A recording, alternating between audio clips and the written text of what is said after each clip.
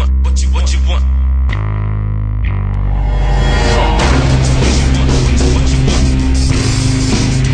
Come on.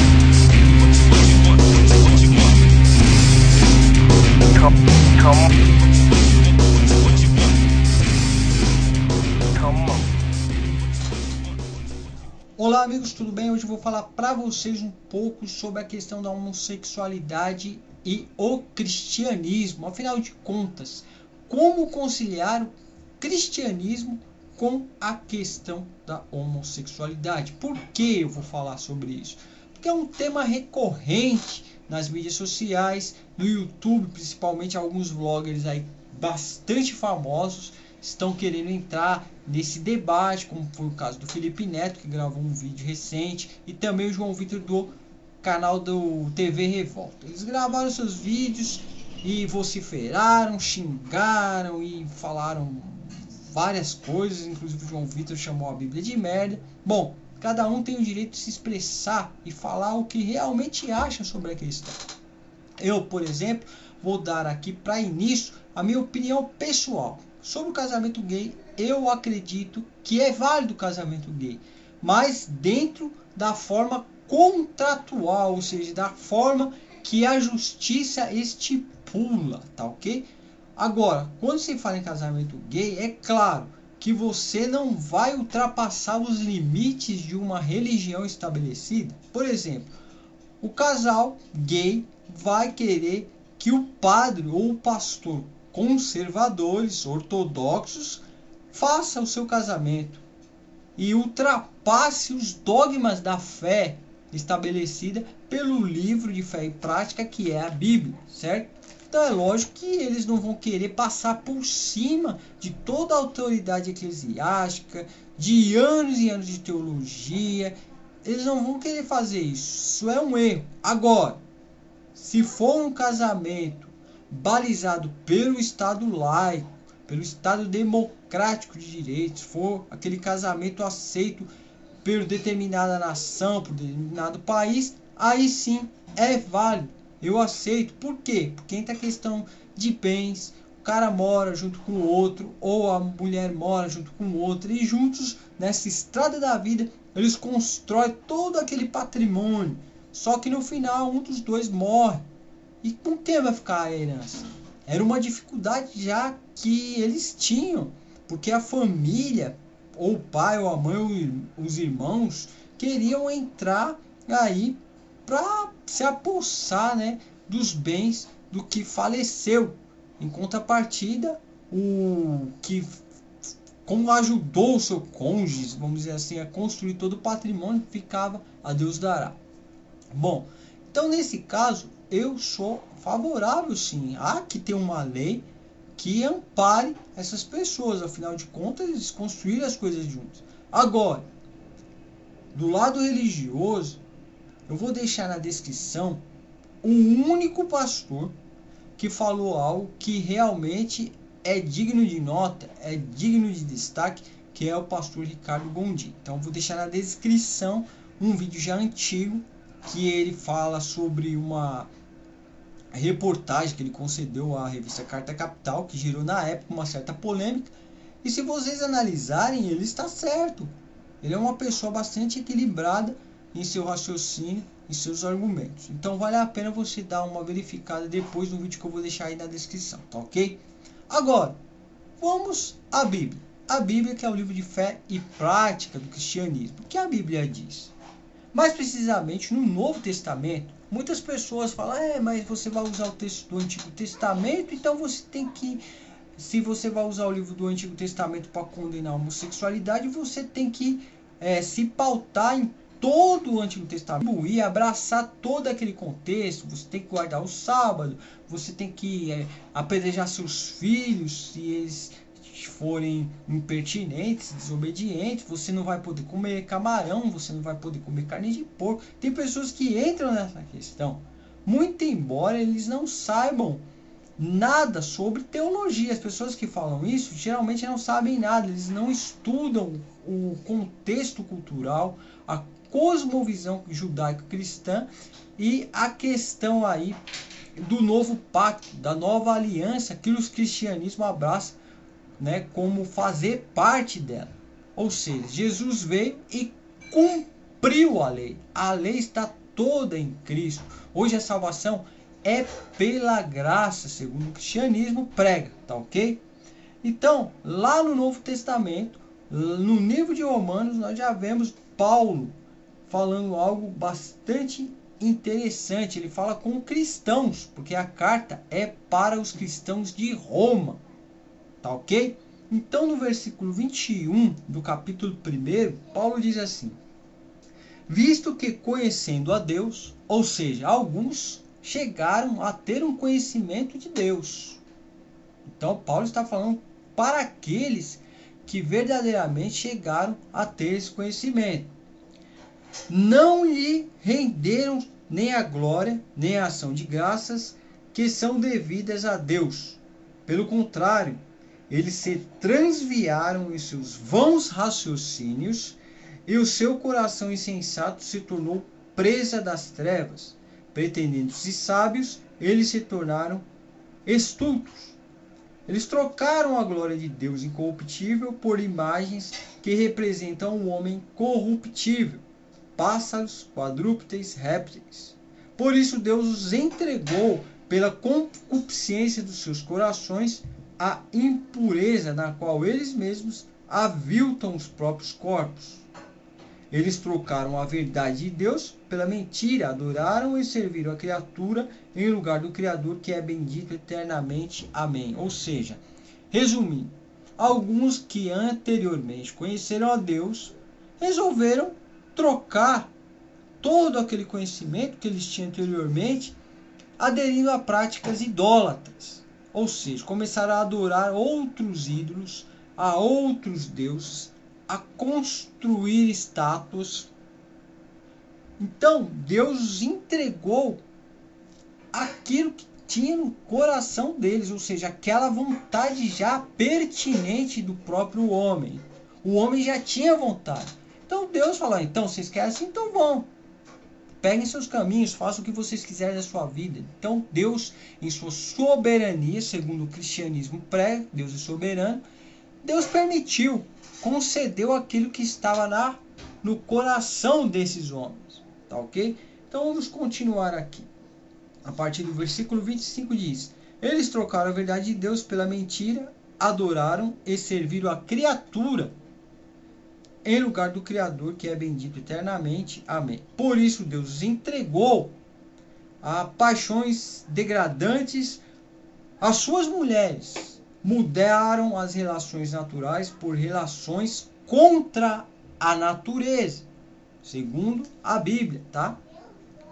Os homens, igualmente, abandonando as relações naturais com a mulher, inflamaram-se de desejos uns pelos outros, cometendo a infâmia de homem com homem e recebendo em sua pessoa o justo salário do seu desregramento. E como eles não julgaram bom guardar o conhecimento de Deus, Deus os entregou a sua inteligência insensata. Bem antagônico, inteligência insensata. Porque, pelo que nós podemos notar aqui, a inteligência, o homem é inteligente, alguns homens são inteligentes, mas às vezes isso não quer dizer que aquela inteligência, aquela pseudo-sabedoria, seja algo que seja balizado pela sabedoria que vem do alto. Mais ou menos isso que o texto quer passar. Então Deus entregou o homem a isso. Versículo 29, prosseguindo, diz: estão cheios de toda sorte de injustiça. Aqui então nós vamos ver listados alguns delitos que são considerados de pena capital, ou seja, que vão levar o homem a uma condenação, à morte espiritual. O homem vai acabar morrendo por causa dessas práticas, assim como a da homossexualidade, que é o contexto geral. Então isso quer dizer que não é só a homossexualidade que o texto está falando aqui, que é errado, que é pecado, segundo as Escrituras. Então vamos continuar aqui no versículo 29 e ver o que diz aqui.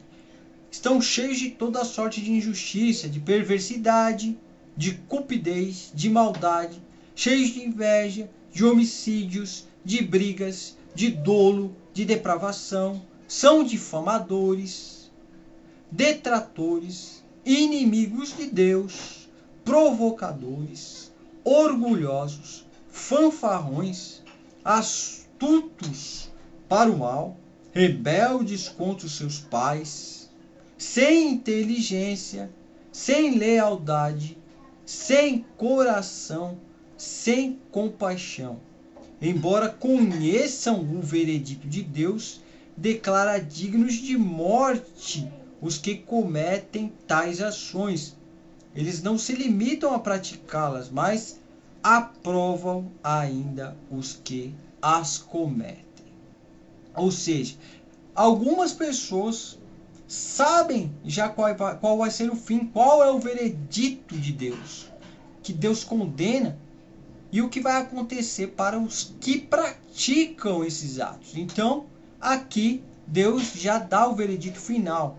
E as pessoas, muitos sabem quais são. E continuam no erro.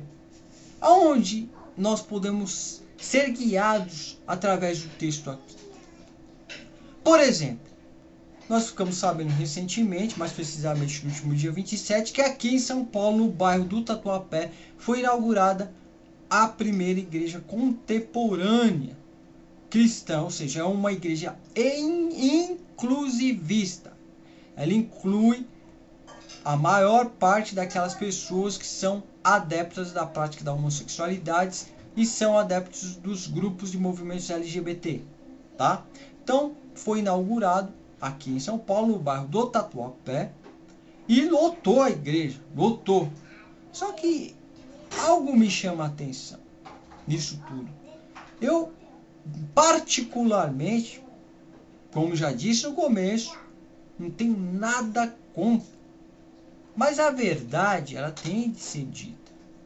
Eu não sei como essas pessoas, elas conseguem tentar caminhar ainda dentro do contexto cristão, sendo que o cristianismo propriamente dito, não só no Antigo Testamento, no Novo, como eu já li aqui e na carta aos Romanos, nós podemos ver que é nitidamente condenável essa prática.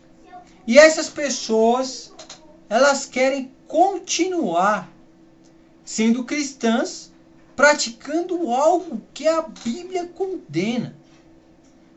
Um texto que eu quero também mostrar aqui para vocês está na carta de 1 aos Coríntios, no capítulo de número 6, a partir do versículo 9, diz assim: então, não sabeis que os injustos não herdarão o reino de Deus? Não vos enganeis a esse respeito, nem os devassos, nem os idólatras, nem os adúlteros, nem os efeminados, nem os pederastas, nem os ladrões, nem os gananciosos, nem os beberrões, nem os caluniadores, nem os rapazes herdarão o reino de Deus. E é isso que vos éreis, ao menos alguns, mas fostes lavados, mas fostes santificados, mas fostes justificados, e em nome do Senhor Jesus Cristo e pelo Espírito de nosso Deus. Ou seja, Paulo, quando escreveu a carta a Coríntios, alguns sabem que Coríntios era uma zona portuária onde tinham vários grupos de pessoas distintas e muita prostituição.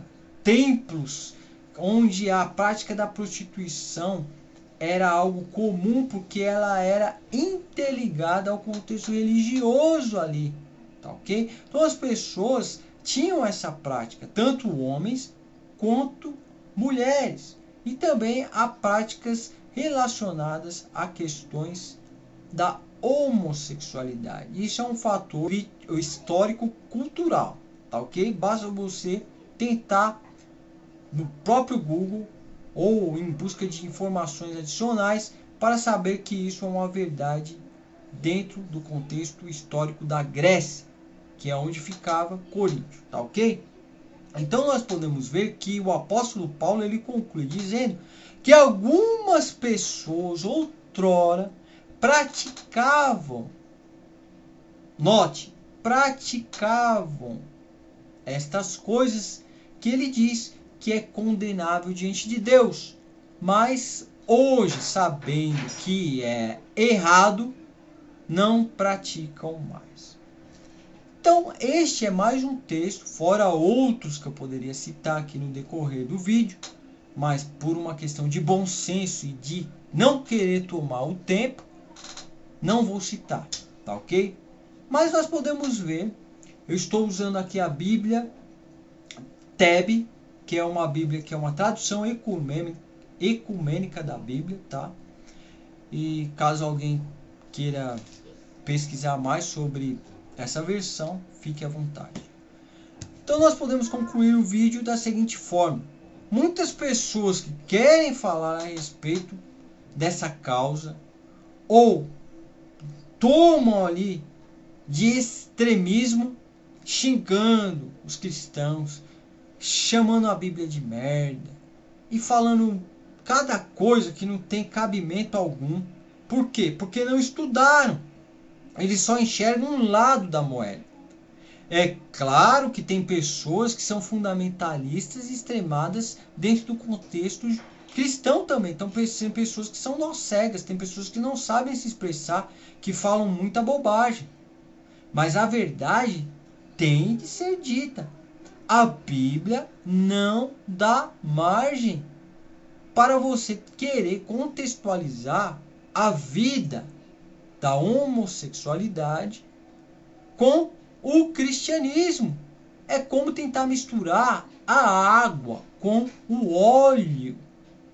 Tá ok? Essas pessoas que, na verdade, criam suas próprias igrejas, elas já vieram de uma vida cristã frustrada. Eles não conseguiram se libertar daquilo que o cristianismo propaga como erro e pecado. Então, eles começam a entrar numa crise pessoal. Falar, mas eu nasci assim, eu sou assim desde pequeno, não é possível, eu acho que tem alguma coisa errada nessas traduções, nessa forma de interpretar. Mas não é. O texto é claro, é explícito. Basta você ler uma linguagem simples, não precisa de muito profusão exegética e hermenêutica. É muito fácil. Até no original você pega o grego, o koiné, nenhum crítico, nenhum erudito das línguas originais vão balizar, vão apoiar esta teologia que alguns grupos inclusivistas tentam abraçar e expor como verdadeiro, que não é.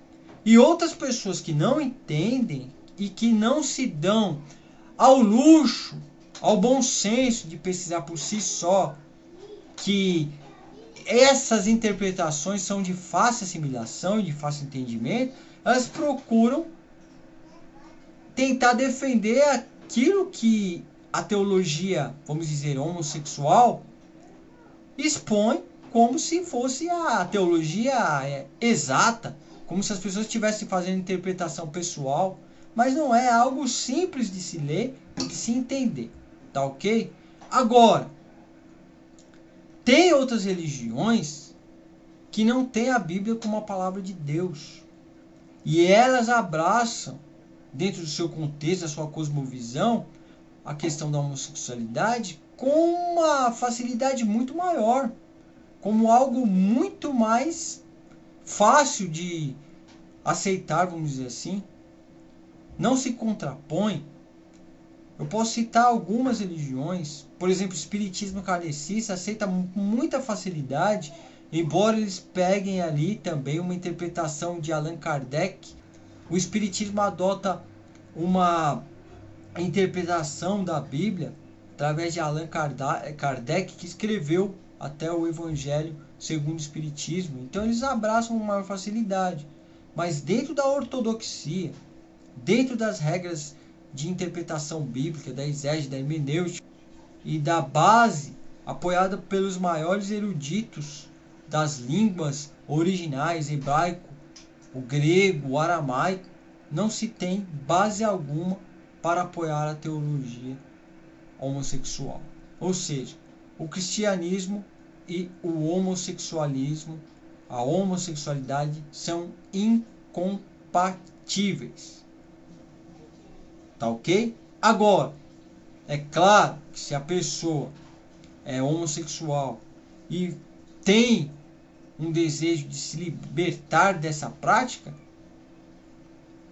as igrejas, de modo geral, as igrejas sérias, as igrejas que fazem parte de uma teologia saudável, tem aí como prática a reforma, por exemplo, a ortodoxia oriunda dos pais reformadores, é claro que vão saber tratar isso, essa questão, de uma forma correta, de uma forma não discriminatória.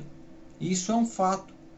Vocês, essas pessoas que são críticas, que criticam, né, os evangélicos ou mesmo a Bíblia e tal, são pessoas realmente que vê somente aquelas questões, como aqueles líderes que se destacam aí na mídia por falar muita bobagem.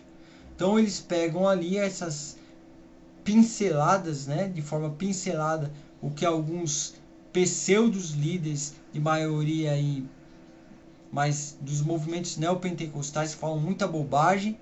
Então eles pincelam isso e generalizam tudo.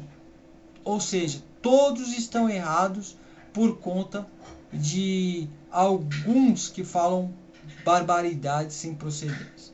Então é isso, pessoal. Espero que vocês tenham entendido o que eu quis passar. Logo no início eu já mostro a minha opinião. Eu acho correto, sim, a justiça de um país decretar a união civil para fins legais. Isso é correto, sem sombra de dúvida, tá? Agora, eu mostrei o lado do cristianismo também, o porquê da incompatibilidade. Com todo respeito, carinho que eu tenho por todos, este foi o vídeo, tá? E espero aí seus comentários e até o nosso próximo. Tchau.